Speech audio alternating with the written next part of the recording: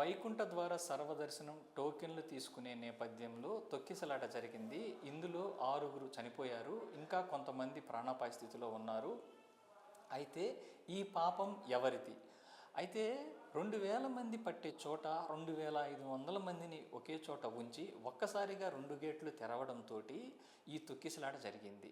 అయితే ఈ తొక్కిసలాట జరిగిన వెంటనే 6గురు చనిపోయారు కదా. ఈ 6గురు చనిపోయిన దానికి తక్షణ కర్తవ్యంగా టీటీడీ ఈవో ఎవరైతే గేట్లు తీశారో వాళ్ళు ఆ సిబ్బంది వేడుక చూస్తున్న ఆ సిబ్బంది తక్షణమే రాజీనామా చేయాలి వాళ్ళ జాబుకి అని చెప్పి చిరంజీవి టీవీ నుంచి నేను డిమాండ్ చేస్తున్నాను. ఎందుకంటే ఈ 2000 మంది పట్టే చోట 2500 మందిని ఉంచడమే చాలా పెద్ద తప్పు. అలానే జనాలు భక్తిభావంతో అక్కడికి వస్తారు, అలా ప్రాణాలు పోగొట్టుకోవడానికి రారు కదా.